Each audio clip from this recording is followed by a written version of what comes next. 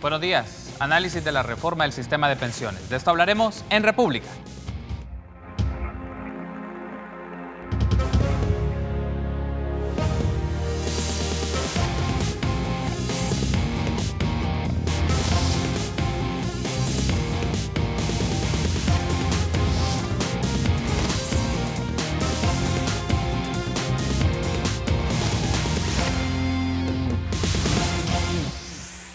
Muy buenos días, qué gusto que nos acompañe en una nueva emisión de República. Les saluda Carlos Monterrosa, es un agrado que me acompañe por la mañana de este martes 9 de octubre del año 2018. Lo vamos a dedicar en esta primera parte para hacer un análisis de la reforma del sistema de pensiones. Justo hace un año se aprobó una reforma al sistema previsional en el cual se generó una discusión y un debate en Asamblea Legislativa, posiciones encontradas desde perspectivas de las aseguradoras de fondos de pensiones, pero también teníamos la postura de los grupos parlamentarios, la postura gubernamental y de organizaciones y asociaciones que estuvieron analizando este tema. Y es un gusto para mí recibir a María Elena Rivera, coordinadora del programa de estudios sobre políticas públicas de Fundaungo, y Luz María Serpas, investigadora del Departamento de Estudios Económicos de FUSADES.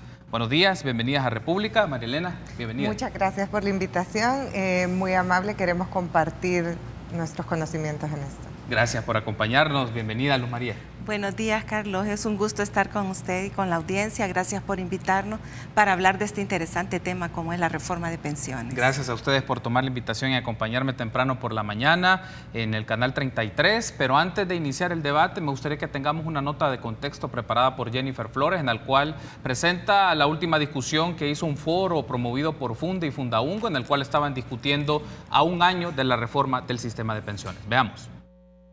3 de cada 10 personas cotizan de forma regular, es decir, 700.000 aproximadamente. Y para Funde la cifra es preocupante. Con un sistema donde solamente una pequeña parte de la población económicamente activa está, digamos, cotizando, pues los ingresos son pocos. Y recuerde que el sistema requiere que los que están trabajando ahora, el dinero a los cotizantes le ayude a los que se retiran. Roberto Rubio además señala que la tasa de interés de pago es muy baja. La base de interés es muy bajo. Ahora los intereses incluso en Estados Unidos están subiendo, que es la LIBOR que se llama, pues es una tasa de referencia que estará subiendo y eso va a implicar que se suban las tasas de interés de rentabilidad.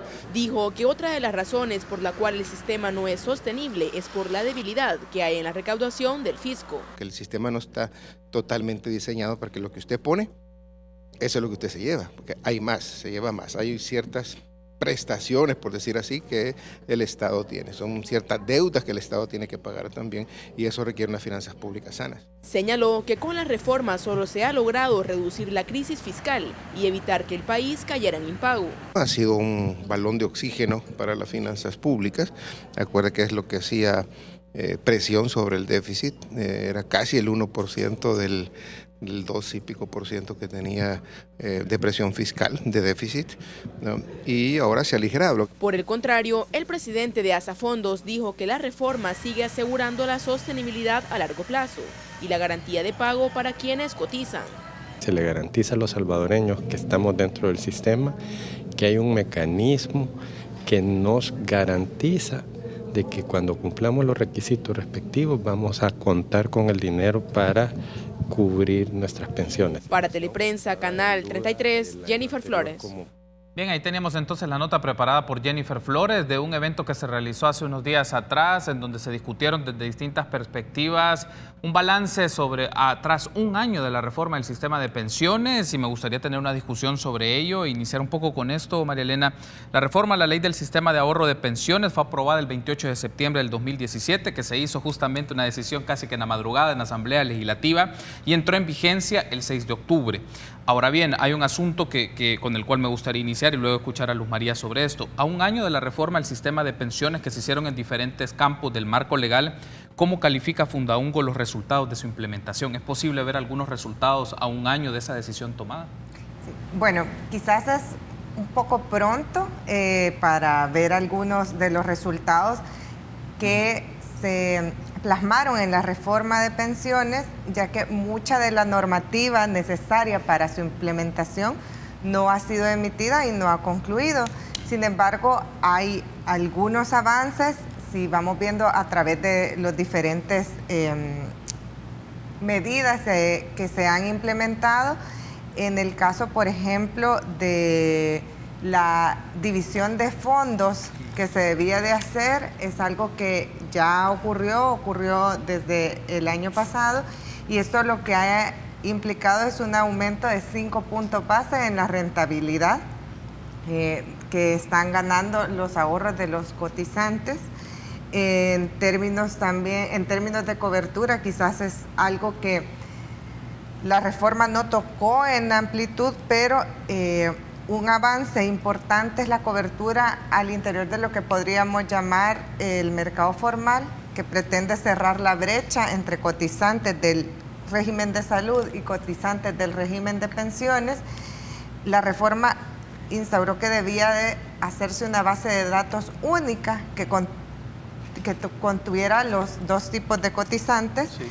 Sin embargo, esto no se ha implementado, es una de las deudas todavía, es una medida más administrativa y de procedimientos que debe llevarse a cabo, pero aún no se han visto resultados en la misma.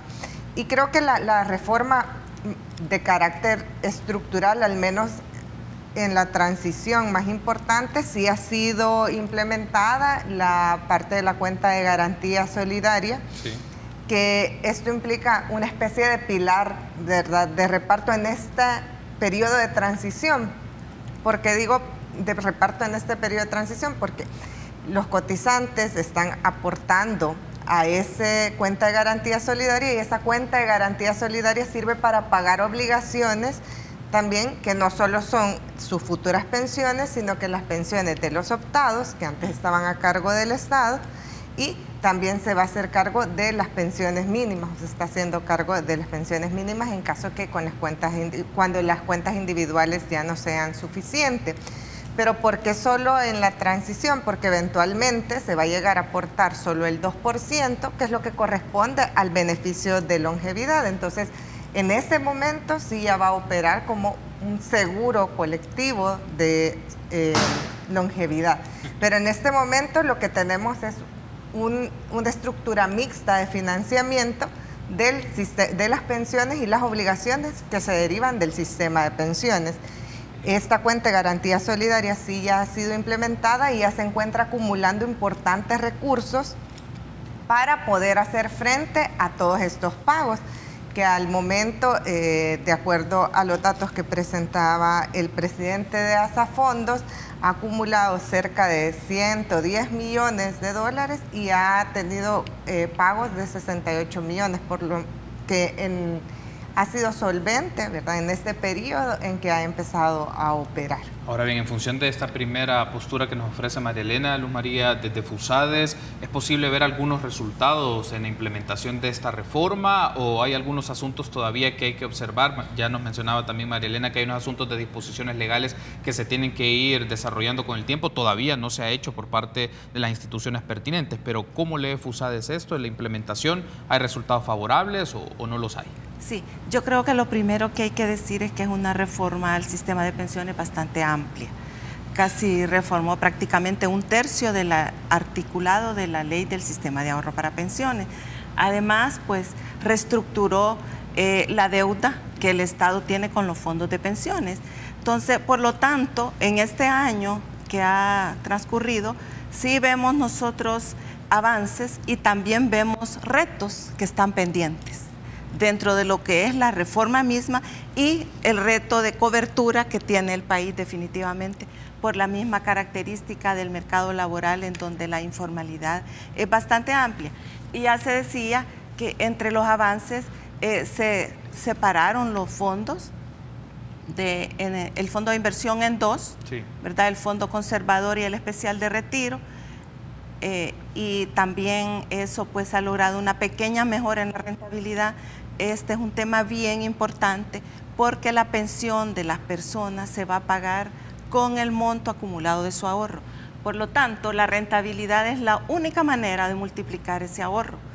Y evidentemente tiene que ver el salario de las personas durante todo su historial laboral, pero la rentabilidad es un tema esencial. Por lo tanto, aquí hace falta esa normativa para poder ampliar la gama de instrumentos financieros en que se invierte ese ahorro, y por eso esa normativa se convierte en esencial para que los administradores de fondos de pensiones tengan más opciones para poder invertir ese ahorro, primero para diversificar los riesgos de inversión, pero también para obtener mejores opciones que tengan un retorno más alto, y eso pues pueda ayudar paulatinamente a ir aumentando la rentabilidad de ese ahorro. También ya se han hecho uso de algunos beneficios, como las personas que han usado parte de ese ahorro, que la ley dispone que hasta un 25% pueden usar de retiro de su ahorro.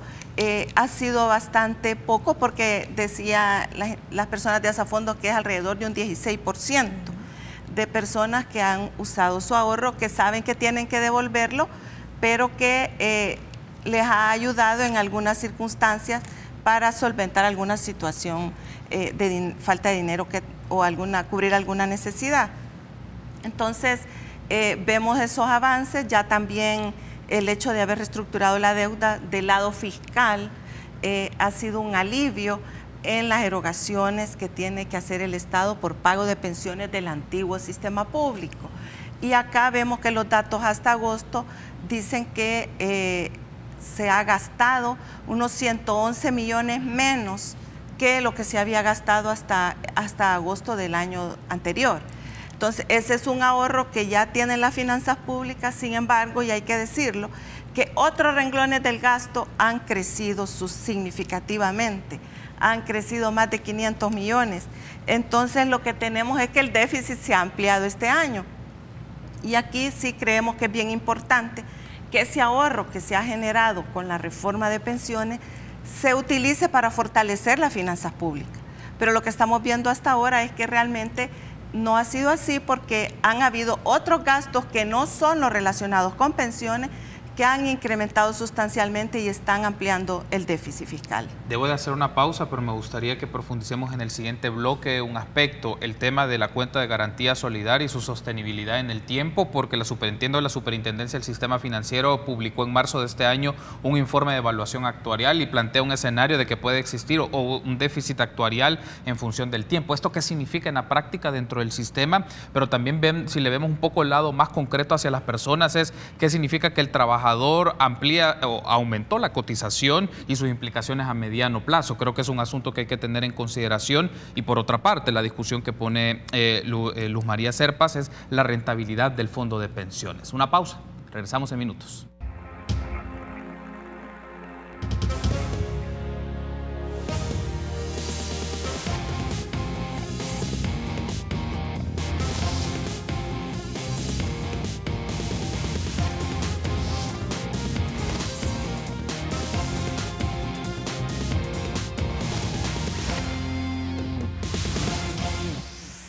Gracias por ser junto a nosotros en República. Continuamos discutiendo en esta primera parte la reforma al sistema de pensiones tras un año que se tomó la decisión en la Asamblea Legislativa. Lo platicamos con María Elena Rivera de Fundaungo y Luz María Serpas de FUSADES. Ahora bien, María Elena, uno de los asuntos que quiero ampliar un poquito más para nuestra audiencia es uno de los elementos que aparece en esta reforma de pensiones, y usted ya lo mencionaba también, es la cuenta de garantía solidaria. El asunto es la sostenibilidad de esta cuenta de garantía solidaria en el tiempo. ¿Y qué significa si lo vemos en perspectiva más amplia dentro del sistema de ahorro de pensiones que tenemos actualmente? Porque la Superintendencia del Sistema Financiero publicó en marzo de este año un informe de evaluación actuarial y que tiene proyecciones desde enero de este año. El asunto, o una de las ideas que menciona, es que existirá un déficit actuarial por más de 7.000 millones de dólares. En concreto es, ¿qué implica esto? O sea, la sostenibilidad de esta cuenta de garantía solidaria como un pilar del sistema de pensiones, y si va presentando déficit en su cumplimiento, en su pago, en el paso del tiempo. ¿Qué significa esto para el sistema de pensiones que tenemos? Bueno, básicamente la sostenibilidad de esta cuenta de garantía solidaria es clave para financiar las obligaciones que tiene el sistema de pensiones, obligaciones que existen con el grupo de los optados, pero también con el grupo de los obligados que agoten su cuenta individual de ahorro para pensiones. La cuenta de garantía solidaria se compone de una parte de los ahorros que se conforman con las cotizaciones que se hacen mes a mes. Sí. Actualmente el 5% va a la cuenta de garantía solidaria, pero poco a poco este porcentaje va a ir disminuyendo hasta llegar al 2%. Para la estimación de los beneficios que se van a recibir en términos de pensión de vejez, lo que se hace es, se toma en cuenta lo que ha ahorrado en su cuenta individual de ahorro para pensiones y lo que ha ahorrado en la cuenta de garantía solidaria menos el 2%, porque ese 2% constituye el financiamiento para su pensión por longevidad, es decir, cuando se termine mi cuenta individual de ahorro para pensiones y el ahorro en la cuenta de garantía solidaria, este 2% va a ser el que va a financiar la pensión que voy a recibir y me garantiza una estabilidad en la pensión en el tiempo. Pero esta cuenta de garantía solidaria, al ser también un pilar colectivo o operar como un pilar colectivo de reparto, depende también de la cobertura y de que al menos se mantenga la cobertura actual o se amplíe la cobertura para tener y estar recaudando suficientes ingresos y tener suficiente liquidez para poder hacer frente a estas obligaciones que poco a poco van a ir creciendo. Y sabemos que uno de los grandes retos en la seguridad social, pero también que enfrenta el mercado laboral, es este déficit de empleo con acceso a seguridad social. Cada vez vemos que en las primeras edades, cuando se incorpora al mercado laboral una persona, va creciendo el acceso a empleo con seguridad social, pero esto llega a un máximo a la edad de los 30 años, 32 años, y luego comienza a descender cuando vemos en las edades quienes tienen acceso a empleo con seguridad social. Y esto nos indica que a medida pasa la edad es mucho más difícil estar cubierto por un sistema de pensiones o por el régimen de salud inclusive. Entonces esto se vuelve un reto en una economía con las características como las que tenemos, porque probablemente un esquema como de capitalización individual, o en este caso con financiamiento mixto, pero que dependa de las contribuciones tanto del patrono como del empleado, se vuelve muy difícil para brindar cobertura a toda la población que se encuentra en la informalidad y tiene características o empleos inestables y en conclusión precarios, ¿verdad? Entonces, dado esta vinculación de este tipo de pilar para con la cobertura, ¿verdad? La sostenibilidad es algo que puede verse afectado en el tiempo por esta variable, pero otra variable que también puede impactarlo de manera importante es la rentabilidad, sí, porque la cuenta de garantía solidaria se encuentra también siendo invertida de acuerdo a los parámetros del fondo conservador. Pero si no se mejora la rentabilidad de esta cuenta de garantía solidaria, también puede verse en problemas de liquidez y de sostenibilidad en el tiempo para poder afrontar las pensiones. Por lo tanto, son muchas variables las que deben de tomarse en cuenta para garantizar la sostenibilidad, y variables que de por sí ya son un desafío, como el acceso a seguridad social, que sabemos que no ha crecido en los últimos años, sino que se ha mantenido constante. Siempre la cobertura, por lo menos en el régimen de pensiones, no ha pasado del 25%, es decir, solo 1 de 4 trabajadores de la población económicamente activa está cubierta. La rentabilidad, que sabemos que tenemos casi 10 años de tener bajas rentabilidades producto de la reforma del fideicomiso de obligaciones previsionales, pero también otras variables relacionadas a la edad de retiro.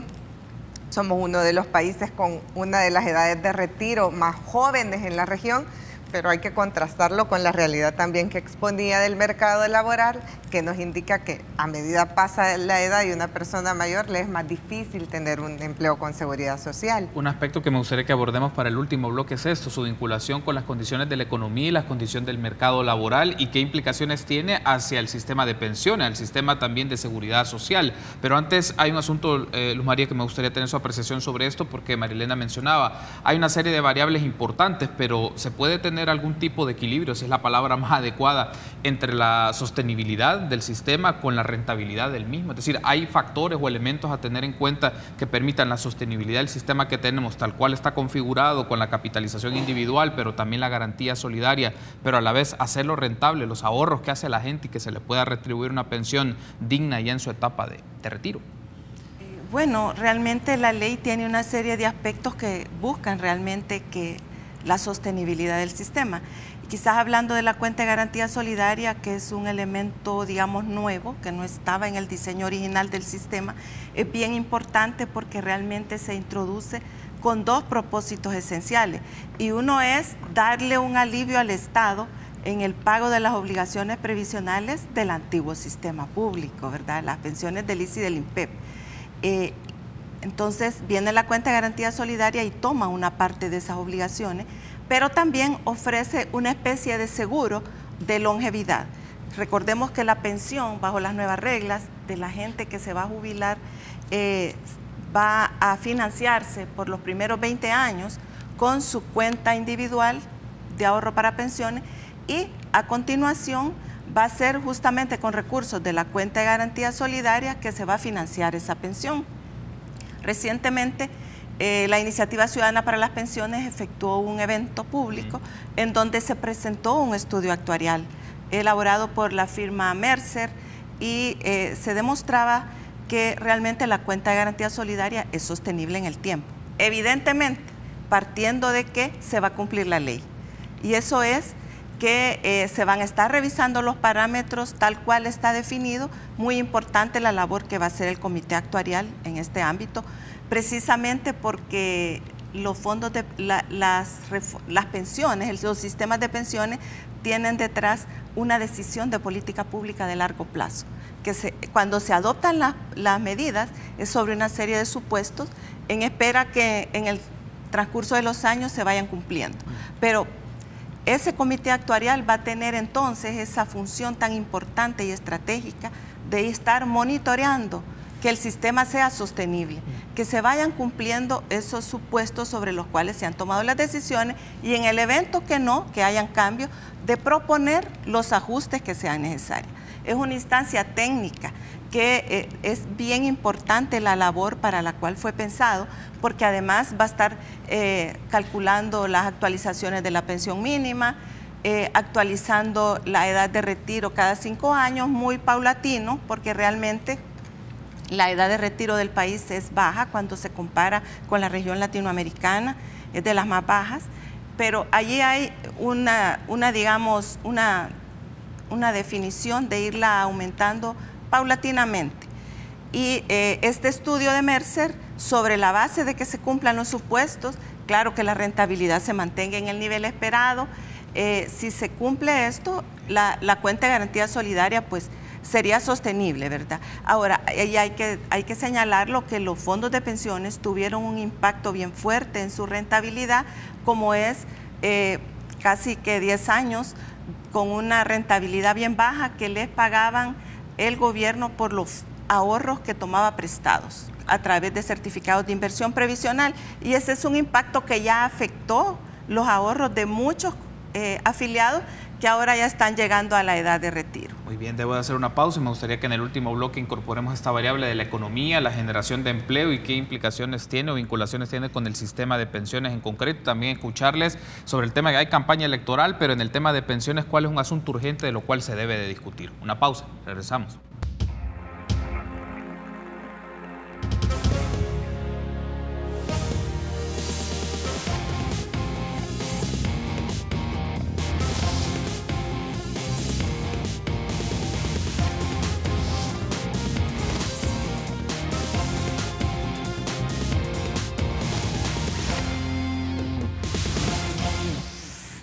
Gracias por ser junto a nosotros en República. Continuamos discutiendo el tema de la reforma del sistema de pensiones y rápidamente le pido a producción si nos pueden poner declaraciones que brindó el arzobispo Escobar Alas sobre la situación del tema de pensiones, cuál fue su postura al respecto. Y luego tenemos las reacciones de nuestras invitadas. Escuchemos.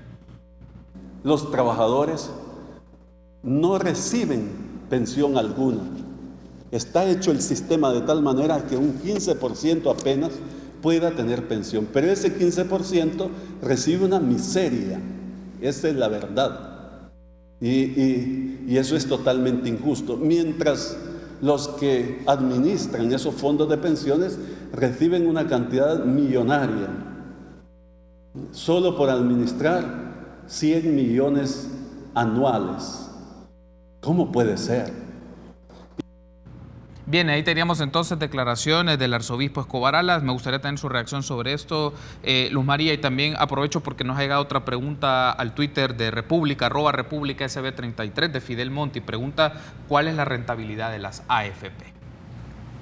Sí, quisiera tal vez ahí señalar de que, como ya se dijo anteriormente, el sistema de pensiones está diseñado para el sector de trabajadores que realiza sus actividades en el mercado formal. En ese sentido, la informalidad se está estimando en alrededor del 70% y todas esas personas no tienen acceso a un sistema de pensiones, por lo tanto no están cotizando, y ese es un desafío que tenemos como país, porque si uno revisa en todo el mundo, los sistemas de pensiones generalmente están diseñados para quienes realizan sus actividades en el mercado formal. Sin embargo, nosotros tenemos una alta informalidad, de las más altas de la región, y que es un desafío, como decía, de país. ¿Cómo podemos abordar este problema y realmente ofrecerles una opción a los trabajadores que están realizando sus actividades en el mercado informal? Por otra parte, ya en lo que es el sistema de pensiones que tenemos nosotros, decíamos que la rentabilidad del ahorro ha sido muy impactada por la baja rentabilidad de los préstamos que el Estado ha realizado de esos ahorros. Lamentablemente las tasas de interés cayeron mucho después de la crisis internacional que se desató en 2008, y la tasa LIBOR, que era la tasa de referencia, estuvo en sus mínimos históricos.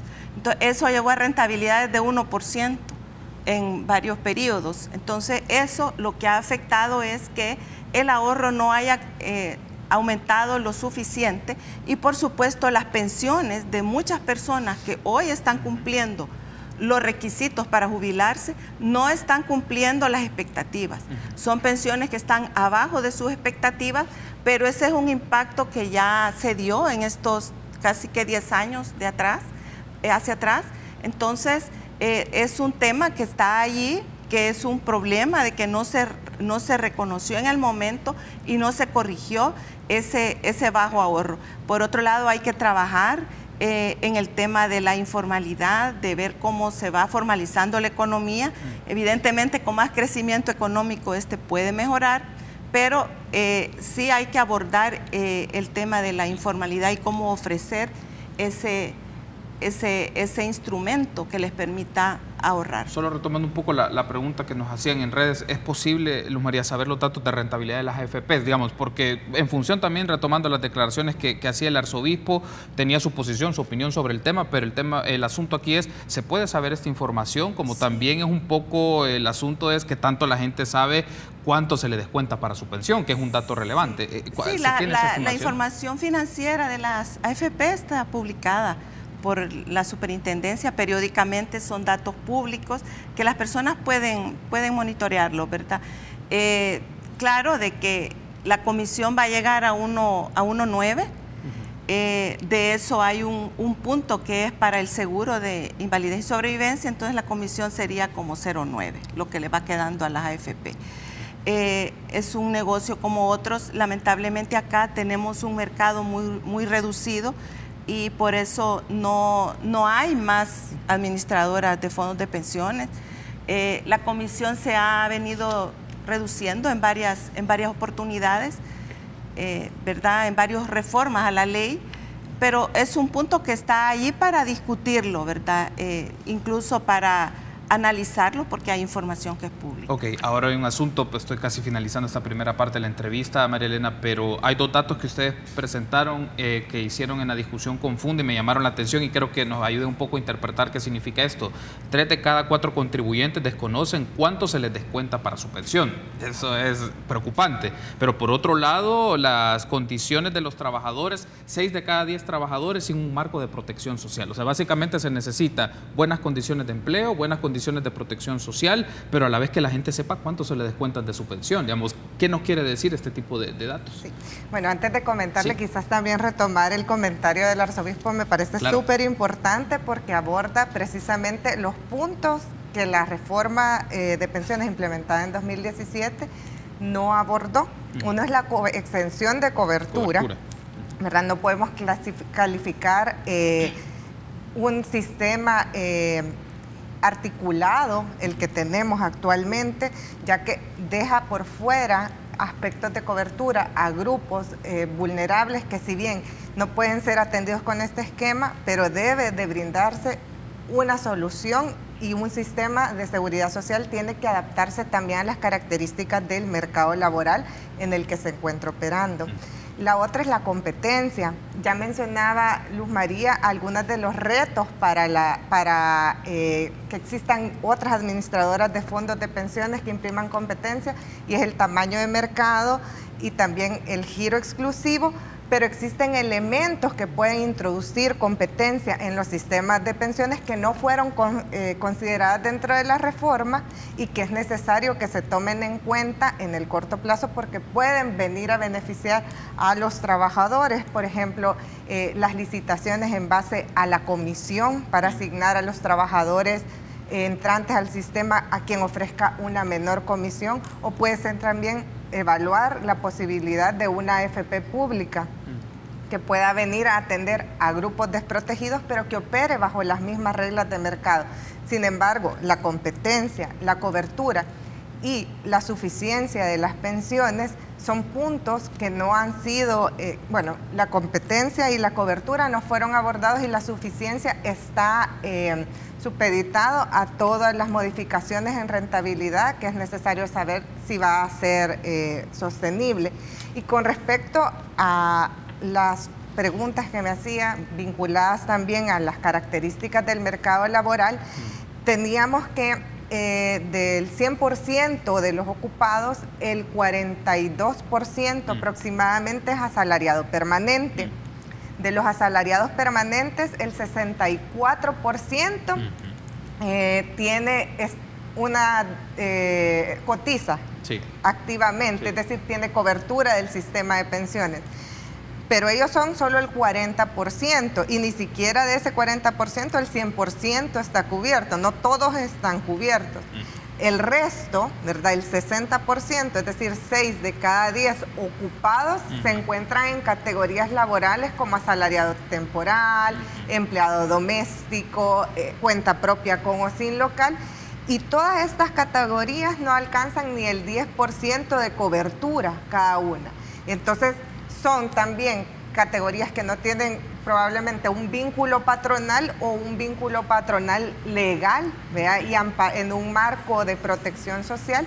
Por lo tanto, la mayoría de ocupados en el mercado laboral se encuentran desprotegidos y en categorías que están tradicionalmente desprotegidas. Y otro punto bien importante que es necesario abordar y que es clave en cualquier sistema de seguridad social es la educación financiera y educación previsional en específico, que vemos que no es que podamos decir que tiene impactos, pero sí hay evidencia que existen diferencias significativas entre quienes conocen y quienes no conocen cómo opera un sistema.